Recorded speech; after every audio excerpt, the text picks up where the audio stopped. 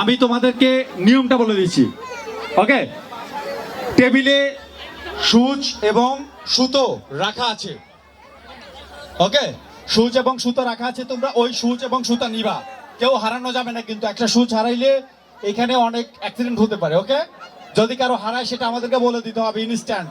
ওকে, আচ্ছা নিয়মটা বলে দেই। ওইখান থেকে তোমরা সুচ এবং সুতা নিবা, নিয়ে তোমরা এই পজিশনে বসে অথবা দাঁড়িয়ে, যে যেটা পারো, বসেও করতে পারো, দাঁড়িয়েও করতে পারবা। এইখানে সুচে সুতা ঢুকানোর পরে পিছনে যে আমাদের লোক দাঁড়িয়ে থাকবে ভলেন্টিয়ার, তাদের কাছে দিতে হবে। ওকে, হেঁটে যাও বা দৌড়ে যাও, সমস্যা নেই। ওকে, নিয়ম বুঝতে পারছো? কারো কোনো ডাউট আছে? হ্যাঁ, না তোমরা পিছনে চলে আসবা, সুচ নিয়ে পিছনে চলে আসবা, আমাদের লোক দাঁড়ায় থাকবে। ঠিক আছে, পিছনে লোক দাঁড়িয়ে থাকবে, তাদের কাছে দিবা। ঠিক আছে, আমরা চেক করে ওকে করবো। ওকে, কোনো সন্দেহ আছে? কোনো সমস্যা আছে বুঝতে? কোনো কোয়েশ্চেন আছে, মানে কোনো বুঝতে সমস্যা আছে তোমাদের? একটা করে একটা সুচ এবং একটা সুতো রাখা আছে ওখানে। ওকে, যারা তিনজন দায়িত্বে আছে তারা প্রথম, দ্বিতীয়, তৃতীয় ধরবেন। ওকে, আমি স্টার্ট বলার সাথে সাথে যাবেন, আপনারা হুবড়ি খেয়ে পড়বেন না দয়া করে। এটা কিন্তু দৌড় প্রতিযোগিতা না, সুতরাং আপনারা আস্তে আস্তে যাবেন। সুচে সুতা যে আগে ভরতে পারবেন সেই আগে পৌঁছে যাবেন। একটা বেশি আছে কিন্তু। ওকে, এই তুমি একটু সরো, তুমি ওইদিকে বসো, ওই এক পাশে বসো। হ্যাঁ, সুন্দর করে বসো ওইখানে।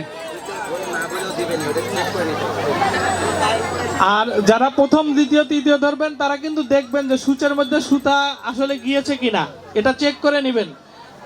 তাহলে আমরা এখন শুরু করতে পারি। লেট স্টার্ট, আপনারা যান।